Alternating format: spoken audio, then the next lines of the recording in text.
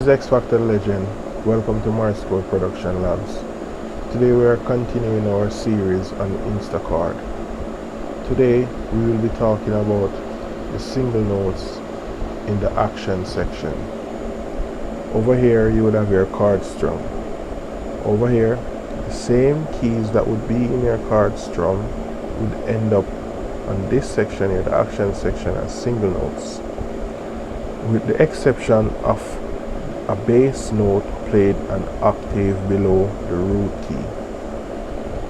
And I am speaking about all these assuming that you are in the basic settings. Anyway, I'm gonna lay down some MIDI. Sorry, yes, we're gonna need one at C5 and one at C3. So we're going to record this.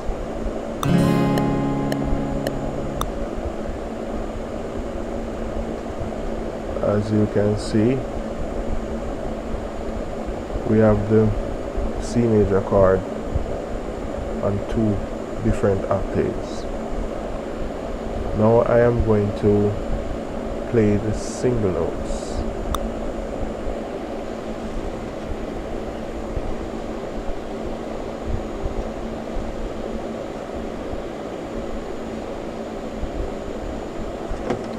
Have the RAM track highlighted.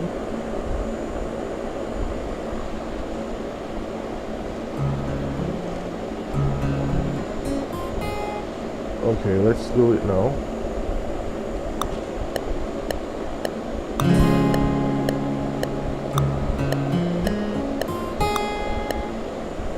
Alright, let's see how quick I can show you this. If you are observing, you would notice all these notes are aligning. What this means is that in the basic settings on InstaChord, you would not get any other keys other than C, E, and G if you are doing the single notes.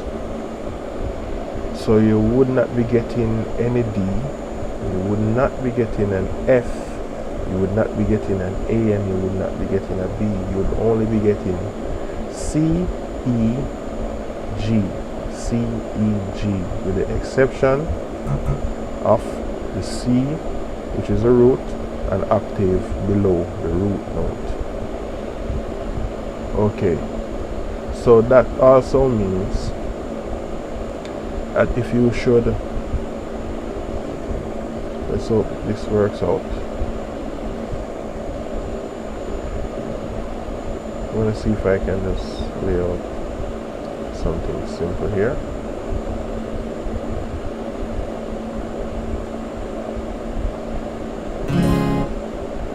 I'm going to carry this to bar 5. Okay, so we are erasing that. So let's say we have a C.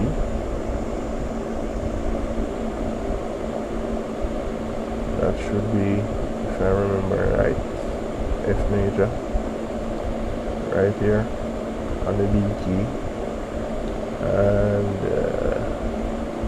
this should be G major. So I'm going to see here again. I'm going to make a few changes. We are going to extend this over here. Carry this a little bit late. Carry all these a tad bit late as well.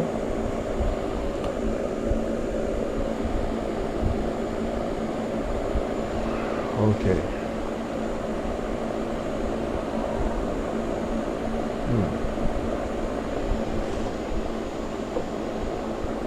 I'm already detecting that it's going to be a bit of a disaster, but one can hope that it does not turn out that way.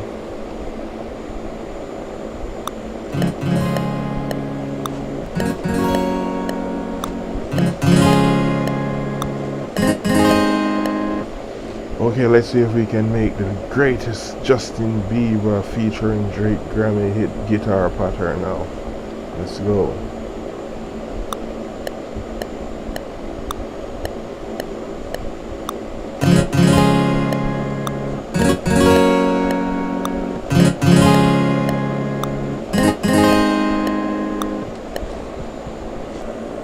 Okay, so what we are now going to do is I'm going to duplicate this region here. I'm going to remove all of the strum actions above, and I'm going to record the single notes this time. So let us rearm this track. I'm going to make sure that it's on C major. Okay. I will explain why this will be an issue for you in the future.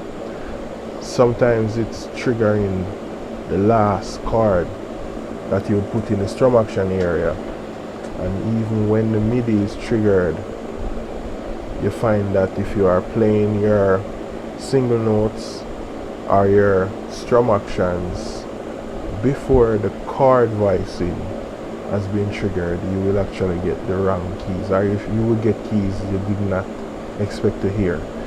Anyway, I'm going to do this recording right now so that you can see that you're only getting the keys that would come in the chords.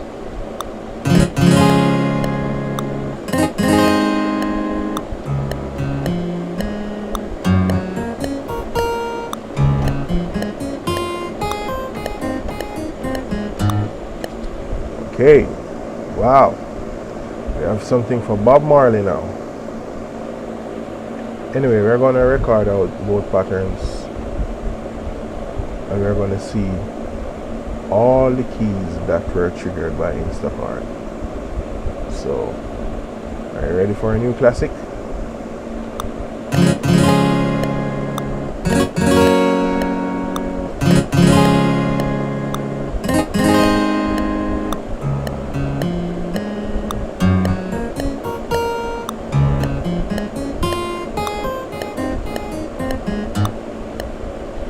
Okay. Thank you for listening. Tip your waitresses before you leave.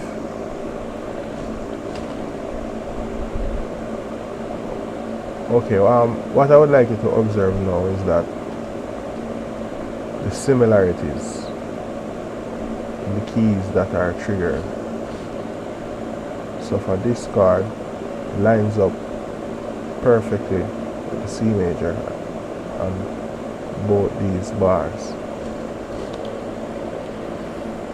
For these, so I can get my highlight on. Yes. So for these, it lines up perfectly with the F major chord. So as I have stated earlier, for the single notes you will only get the chords, the keys that are in the chord that you are getting from the chord voicing. So let me display it on the plugin so that I don't confuse you too much. When you reach the second bar of what I did, that would be the F key. These will only be strumming the F major. So that would be FAC. FAC. On two separate octaves. And the same goes for the G major. That's what's on my fourth bar. So for this one, you would get G,